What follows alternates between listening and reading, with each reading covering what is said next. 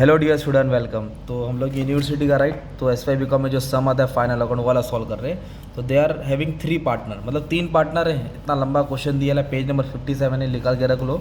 Okay, university का book है ना। और एडजस्टमेंट भी बहुत सारे दिए हैं। तो अपने को फाइनल अकाउंट में बेसिकली क्या बनाने का रहता है, राइट। तो फाइनल अकाउंट में अपने को सबसे पहले ट्रेडिंग अकाउंट बनाना है और प्रॉफिट एंड लॉस। ट्रेडिंग में सब फैक्ट्री के रिलेटेड आएगा, यहाँ ऑफिस के रिलेटेड आएगा। फिर पार्टनर्स कैपिटल, 2 पार्टनर है तो 2 कॉलम बनेगा, 3 पार्टनर है तो 3। तो एस वाई वाले को 3 ही आता है, राइट। 12th वाले को 2 आता है। और बैलेंस शीट बनेगा। बैलेंस शीट मतलब लाइबिलिटीज और एसेट। लाइबिलिटीज बोले तो कर्जा होता है, एसेट मतलब बंगला, गाड़ी, बैंक बैलेंस, ये सब आएगा, ठीक है। तो इस तरह अपने को क्या करने का, पोस्टिंग करके रख देने का। तो अभी सबसे पहले स्टार्ट कहाँ से करेंगे, हम लोग क्वेश्चन पढ़ लेंगे, ठीक है। तो जो टेबल है ना, टेबल को एक बार लिखने का, राइट। और जो एडजस्टमेंट होता है ना, उसको 2 बार लिखना पड़ता है, ठीक है।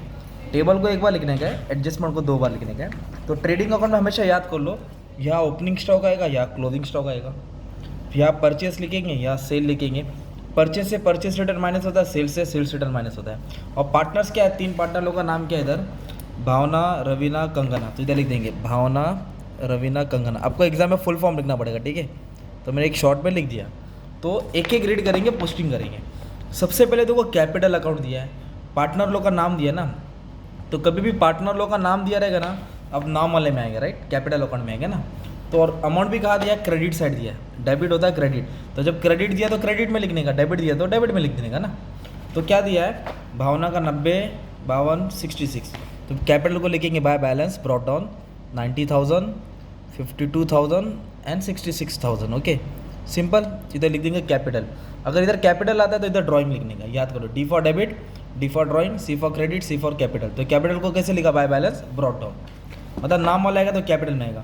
अभी इधर क्या दिया, प्लांट एंड मशीनरी, मतलब उनके पास क्या है, प्लांट और मशीनरी। तो बंगला, गाड़ी, बैंक बैलेंस, एसेट्स होता है ना।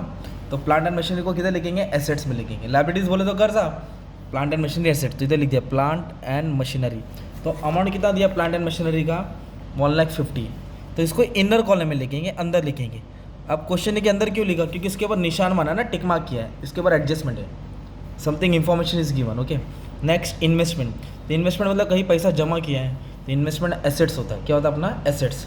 एसेट्स बोले तो यहाँ डाल देंगे, इधर लिख देंगे इन्वेस्टमेंट, इन्वेस्टमेंट। ओके, तो इन्वेस्टमेंट का अमाउंट दिया है 50,000।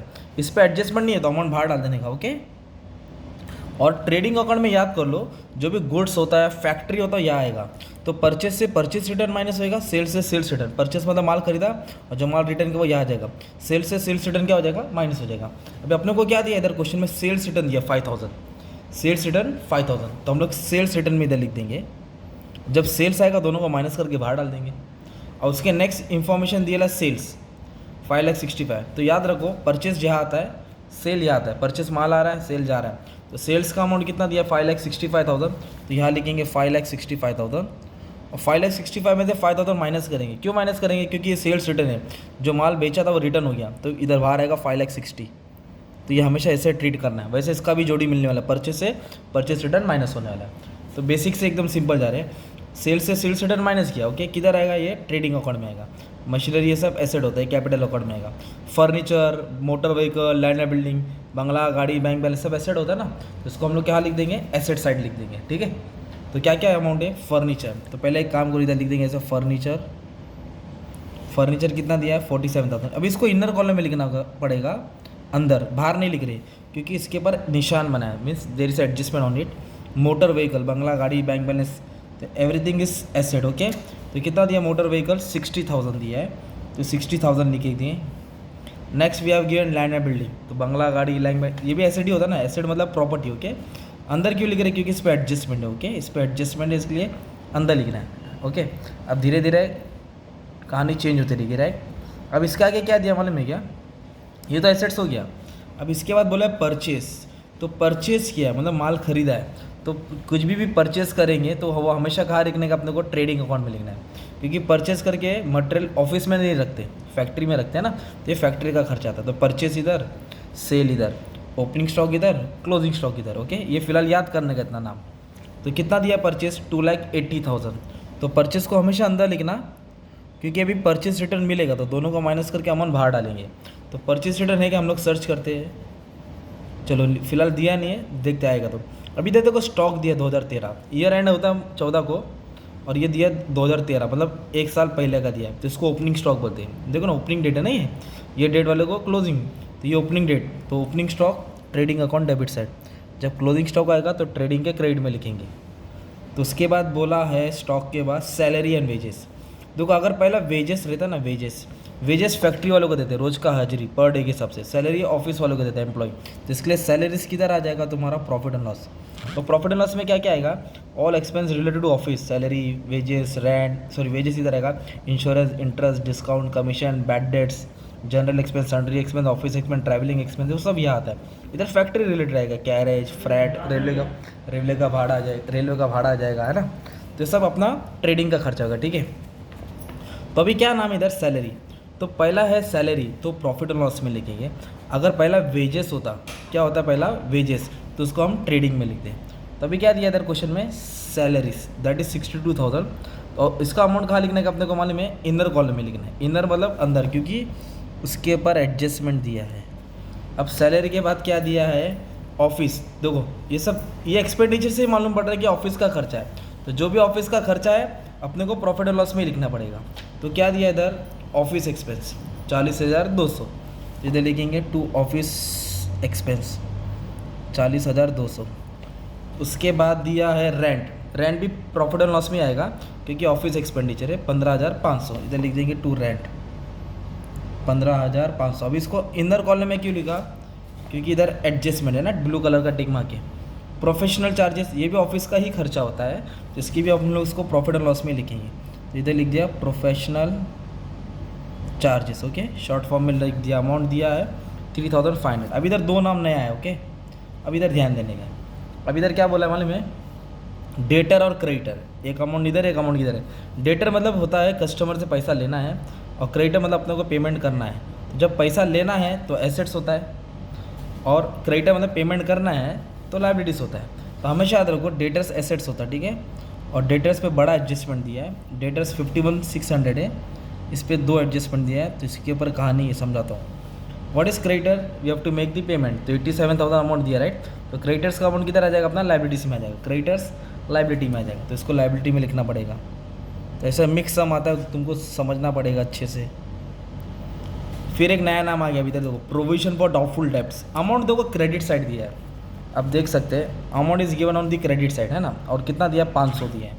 तो प्रोविजन मतलब होता है, अगर बैड डेट्स दिया रहेगा ना, वो डेबिट में आएगा अमाउंट। तो डेबिट में आएगा ना, तो हम लोग प्रॉफिट एंड लॉस के डेबिट में डालेंगे। बैड डेट्स रहता तो उसको डेबिट में डालते ऐसा। बट इधर अमाउंट डेबिट में नहीं है, अमाउंट किधर दिया मतलब मैं क्रेडिट साइड दिया है, इसलिए उसको प्रॉफिट एंड लॉस के क्रेडिट में डाल दो, RDD लिख दो, क्योंकि वो पैसा रिजर्व रख करके रखा है, जो नहीं आने वाला था आ गया। तो ये याद करना पड़ेगा आपको कि प्रोविजन जो भी आया प्रॉफिट एंड लॉस के क्रेडिट में डाल दिया। फिर इधर दिया है बैलेंस एट बैंक, बंगला, गाड़ी, बैंक बैलेंस, मतलब अपने पास रोकड़ा है, किधर पैसा है, बैंक में। तो जो बैंक में पैसा रहता है वो अपना क्या रहेगा, एसेट्स रहेगा। तो फिर इधर लिखेंगे बैंक बैलेंस, ओके। थोड़ा लाइन छोड़ के लिख देता हूँ, जगह कम पड़ रहा है। तो बैंक बैलेंस, कैश बैलेंस, इस एवरीथिंग इज़ योर एसेट्स। तो कितना दिया बैंक बैलेंस मालूम है क्या, 43,700। इस पर एडजस्टमेंट नहीं है तो इसके लिए बाहर लिख देता हूँ। अब मेन चीज़ आ रहा है धीरे धीरे, ठीक है। अब इधर क्या दिया, ड्राइंग दी अपने को, ठीक है। तो कैसे सॉल्व करेंगे, इधर फिर से नेमिंग आ गया, ड्राइंग। कैपिटल मतलब होता है बिजनेस में पैसा डाला है, और ड्राइंग मतलब पैसा निकाला है। तो ड्राइंग दिया 12,6,9, नाम भी दे, भावना, रवीना, कंगना। तो capital means amount invested in the business, और ड्राइंग मतलब पैसा निकाला है। तो मैं बोला ना D for debit, D for drawing, तो ड्राइंग को डेबिट में लिखेंगे 12,6,19। तो इधर इसने 12,000 निकाला, इसने 6,000 निकाला, इसने 19,000 निकाला। तो ड्राइंग को इधर लिखने का, कैपिटल को क्रेडिट में लिखने का। फिर इधर दिया बिल रिसीवल, बिल्स पेबल। अमाउंट भी 2 जगह दिया है, रिसीवल आने वाला है, पेबल जाने वाला है। तो रिसीवल एसेट्स रहेगा, पेबल लायबिलिटी रहेगा। तो रिसीवल कितना है, 18,300। तो we have to write on asset side, तो इधर लिख देंगे बिल रिसीवल। अमाउंट दिया है 18,300, ओके, 18,300। और बिल्स पेबल अपने को उधारी का पेमेंट करना है, we have to make the payment, तो लायबिलिटीज़ होता है बिल्स पेबल। तो बिल्स पेबल का अमाउंट दिया है दैट इज़ 36,200, ये लायबिलिटीज़ होता है, कर्जा अपने को देना है। फिर उधर दिया है प्रिंटिंग और stationery, land and building, plant and machinery, तो एसेट होता है। पर रबड़, पेंसिल, शार्पनर, जो भी खर्चा होता है वो तुम्हारा क्या होता है मालूम है, प्रॉफिट और लॉस में आएगा। क्योंकि प्रिंटिंग और स्टेशनरी ये एक्सपेंडिचर है ना, तो ये एक्सपेंडिचर ऑफिस का ही है, क्योंकि ऑफिस वाले सब खर्चा करते हैं। पर इधर एडजस्टमेंट दिया है तो इसके लिए उसको इनर कॉलम में लिखेंगे। इसके पीछे भी कहानी अपने को समझना है। अब इधर दिया लोन, तो नाम से मालूम पड़ता है कर्जा लिया है, अमाउंट भी क्रेडिट में दिया ना, तो लोन लाइबिलिटीज़ होता है राइट। 1,20,000 लोन लिया है तो loan, bank loan, creditor, bills paper लोग लाइबिलिटी होती है, तो इसको यहाँ लिख देने का, क्योंकि कर्जा होता है ना, एसेट्स का मतलब प्रॉपर्टी और लाइबिलिटीज मतलब कर्जा देना है। तो ये तुमने भी क्या किया, टेबल की पोस्टिंग किया, तो टेबल को एक बार लिखना है, मतलब अभी कहानी असली इधर चालू होती है, इसको 2 बार लिखना है तुमको, 2 बार पोस्ट करना है, मतलब इसको एक बार लिखना है ना पोस्टिंग, तो अब इसको 2 जगह लिखना है। तो कुछ पोस्टिंग तुमको याद करना पड़ेगा, तो आओ स्टार्ट करते हैं।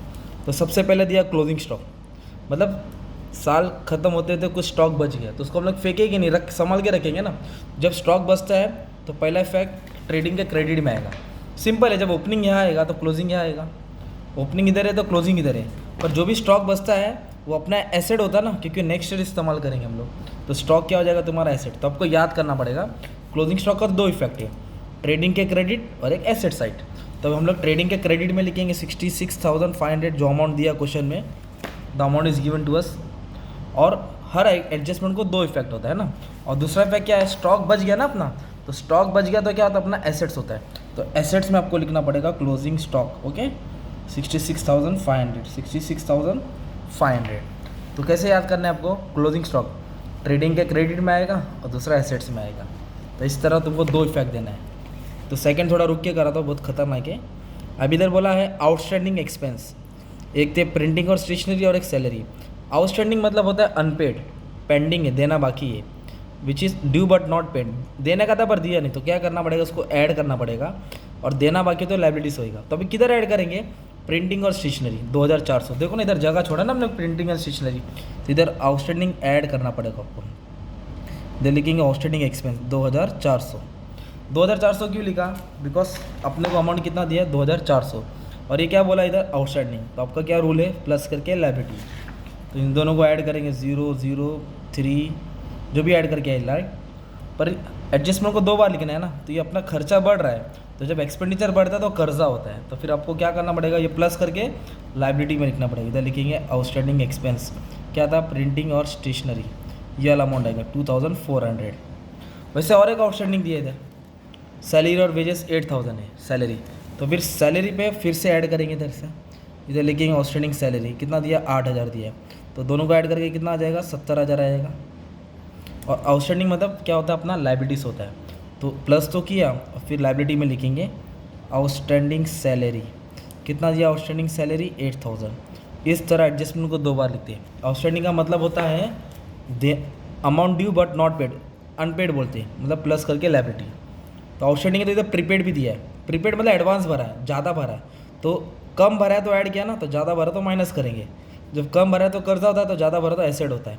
तो क्या ज़्यादा भरा उसने, इंश्योरेंस, कितना ज़्यादा भरा 2,500, तो इंश्योरेंस में 2,500 माइनस कर देंगे, ओके। तो इंश्योरेंस में 2,500 माइनस करने का, तो ये रेंट एंड इंश्योरेंस इधर लिखा था, इधर देखो रेंट इंश्योरेंस 15,500, तो ये था रेंट और इंश्योरेंस, तो इधर माइनस कर देंगे सर इंश्योरेंस। तो एडवांस भरा उन्होंने 2,500, तो 2,500 आपको लेस करना पड़ेगा, 0,0,0 12 में से 2 गया 3, 13,000। तो देखो जब खर्चा बढ़ता है, एक्सपेंडिचर बढ़ता है तो लाइबिलिटीज होता है, पर जब खर्चा कम होता है तो तुम्हारा एसेट्स बनता है। क्या बनता है तुम्हारा, एसेट्स। तो जो भी यहाँ माइनस किया आपको एसेट्स में लिखना पड़ेगा। अब इधर तो जगह नहीं है, मैं ऊपर ही लिख देता हूँ, आपको एडजस्ट करना पड़ेगा। तो इधर लिख दिया प्रीपेड इंश्योरेंस, क्या लिख दिया मैंने, प्रीपेड इंश्योरेंस, कितना अमाउंट था प्रीपेड में 2,500, तो माइनस करके अपने क्या कर दिया, दूसरा पैक जहाँ लिख दिया क्या, हाँ। अभी नेक्स्ट क्या दिया तुमको, डेप्रिसिएशन दिया है। डेप्रिसिएशन का मतलब क्या है, अभी जिसको ये कैल्सी जिसकी भी है स्टूडेंट की 200 की कैल्सी है, सपोज उसने लिया है, अभी आप इसको कैल्सी को खरीदेंगे क्या, 200 रुपये थोड़ी देंगे, ऑब्वियसली सब टूटा फूटा है राइट, तो आप बोलेंगे 50 रुपया, मतलब 200 की चीज़ आप 50 में खरीदे, 200 की चीज़ थी वो 50 में बिकी, तो 150 कम हुआ, तो उसको बोलते हैं डेप्रिसिएशन। इधर दिया है, तो लैंड एंड बिल्डिंग की कितनी % वैल्यू कम हो गई, 5%, फर्नीचर का 10%, मशीनरी और मोटर व्हीकल का 20%। तो depreciation means reduction in asset, assets की वैल्यू कम हो गई तो माइनस करेंगे। तो अभी कैसे माइनस करेंगे, लैंड एंड बिल्डिंग पे 5% निकालेंगे, लैंड एंड बिल्डिंग पे 5%, तो ये लैंड एंड बिल्डिंग अपना, इस पर 5% निकालेंगे, दे लिखेंगे डेप्रिसिएशन 5%, मतलब 1 लाख के ऊपर 5%, तो 5,000 आ जाएगा, ठीक है। तो 5,000 क्या हो गया, बिल्डिंग की वैल्यू कम हो गई, तो मतलब माइनस करेंगे, तो अब उसकी वैल्यू 95,000 हो जाएगी। तो इस तरह डेप्रिसिएशन को माइनस किया, इधर बोला है फर्नीचर पे 10%, फर्नीचर पे 10%। तो फर्नीचर कहाँ लिखा हमने, फर्नीचर इधर तो लिखेंगे डेप्रिसिएशन 10%, 10% मतलब एक जीरो छुपा देंगे, दैट इज़ 4700। 47,000 का 10% 4,700 माइनस कर देंगे, तो फर्नीचर की वैल्यू होगी 42,300। फिर इधर बोला है प्लांट एंड मशीनरी व्हीकल 20% कम हुआ, तो मशीनरी पे 20% निकालेंगे, तो 1.5 लाख पे 20% 30,000 आ जाएगा।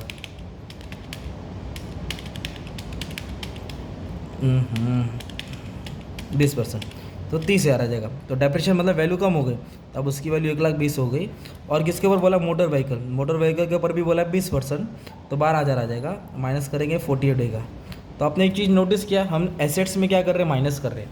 तो एसेट्स में माइनस करना मतलब एसेट्स कम हो रहा है, और एसेट्स कम होना मतलब तुम्हारा लॉस हो रहा है। तो जो भी लॉस होता है ना, मतलब जो भी एसेट्स में माइनस करते हैं हम लोग, जो भी एसेट्स में क्या करेंगे हम लोग, माइनस करेंगे, दूसरा बैग प्रॉफिट एंड लॉस के डेबिट में डालेंगे। कहाँ डाल देंगे, प्रॉफिट एंड लॉस के डेबिट में। तो इधर ऐसे लिखेंगे टू डेप्रिसिएशन ऑन, तो एक प्लांट एंड मशीनरी का डेप्रिसिएशन था, अंदर वाला अमाउंट लिखेंगे, that is 30,000 we have to record. फिर फर्नीचर का डेप्रिसिएशन था, कितना था, 4,700 लिखेंगे। फिर मोटर व्हीकल, मोटर वैन का डेप्रिसिएशन था, कितना डेप्रिसिएशन था, 12,000 लिख देंगे। फिर लैंड एंड बिल्डिंग का डेप्रिसिएशन था, दैट इज़ 5,000 लिख देंगे। और इधर क्यों लिखा, क्योंकि एसेट्स कम होना मतलब लॉस होता है, तो एडजस्टमेंट को 2 बार एसेट्स में माइनस किया। और याद करो, एसेट्स में जो भी माइनस करेंगे दूसरा भाग P&L के डेबिट में आएगा। अभी सबको ऐड कर देंगे, राइट। तो 30 है, 4,700 है, 12,000 है और 5,000 है, तो टोटल अमाउंट बाहर के कॉलम में डाल देने का ऐसा, जो डेप्रिसिएशन का अमाउंट है। अभी एक खतरनाक वाला एडजस्टमेंट बाकी है, वो है तुम्हारा दिया है डेटर्स। 1,600 क्या बोला, रिटर्न ऑफ बोला है, और 5% remaining debtors should be provision बोला है। तो इसका मतलब होता है, पहले डेटर्स का मतलब सुनो। डेटर्स का मतलब होता है कि हमारे पास पैसा आने वाला है, हम कस्टमर से इतना रुपया लेने वाले, हमारा पैसा कस्टमर से आने वाला है। और एक कस्टमर है 1,600 रुपया return of bad debts, return of मतलब चूना लगा दिया, लेके भाग गया, वो नहीं देगा पैसा, भाग गया। तो फिर 1,600 माइनस करेंगे, क्योंकि वो हमको धोखा दे दिया, तो 1,600 कम हो गया। तो अभी हमारे पास 50,000 रुपये आने वाले हैं, क्योंकि 1,600 भूल जाओ नहीं आने वाला, तो अभी कितना आएगा, 50। अब 50,000 में भी प्रोविज़न मेंटेन करना है 5%, मतलब 50,000 में भी 5% डाउट है, प्रोविज़न है कि नहीं मिल सकता है, तो उसको बोलते हैं RDD, new RDD, reserve for doubtful debt. तो 5% 2,500 आ जाएगा, इन दोनों को माइनस करेंगे तो 47,500 आएगा। ऑब्वियसली माइनस क्यों करेंगे, वैल्यू कम हो रही है। अभी सिंपल इफेक्ट, डेप्रिसिएशन जैसे माइनस किया होता है, डेटर से भी सब माइनस करने का। और दूसरा इफेक्ट भी प्रॉफिट लॉस के डेबिट में आएगा ना, क्योंकि हमको चूना लगा दिया, पैसा आने वाला नहीं है। तो ये बैड डेट्स है, इधर ऐसे लिखेंगे 2 न्यू बैड डेट्स। तो कितना लेके भागा, 1,600 लेके भागा, तो 1,600 इधर आएगा। और RDD कितना लेके भागा, मतलब डाउट कितना है, 2,500 का। तो हर चीज़ का 2 इफेक्ट आता है, तब जाके अकाउंट बैलेंस होता है ना। इस तरह तुमने ये भी एडजस्टमेंट सॉल्व कर दिया। तो closing stock, trading credit asset, debtor से माइनस किया, आउटस्टैंडिंग प्लस करके लायबिलिटी, प्रिपरेशन माइनस करके एसेट, और फर्नीचर था, डेप्रिसिएशन माइनस किया, ट्रेडिंग बनाने का था, प्रॉफिट लॉस बनाने का था, बैलेंस शीट, मतलब ऐसा तुम्हारा 20 मार्क का सम है। तो अभी भी तुमको इसको टोटल करना बाकी है। और इधर परचेस रिटर्न नहीं मिला तो अमाउंट इसको बाहर डाल देंगे, इसका दोस्त नहीं आया तो बाहर डाल देंगे। जब इसको सॉल्व करेंगे ना, इसको और इसको बैलेंस करेंगे, कर पाए तो करना, वरना छोड़ देना, तो अपने को ग्रॉस प्रॉफिट मिलता। मतलब ये टोटल ज़्यादा आएगा, मान लो 6,26,500, तो 6,26,500 में से ये दोनों चिल्लर माइनस कर देंगे, विल बी गेटिंग 3,00,500। मतलब ये ज़्यादा है, ये कम है। क्रेडिट ज़्यादा तो फायदा, इसको ग्रॉस प्रॉफिट बोलते हैं। फिर ग्रॉस प्रॉफिट को उठा के यहाँ पटक देते हैं प्रॉफिट एंड लॉस के क्रेडिट में, डेबिट है तो क्रेडिट में आएगा 3,05,000। फिर इसको सॉल्व करेंगे तो नेट प्रॉफिट आएगा। तो बाकी के सम में मैंने अपलोड किया है, तो स्टार्ट या देख लेना, ठीक है। ऐसा खतरनाक सम था, पेज नंबर ये तुम्हारे 57 है, प्रैक्टिस कर लेना। All the best.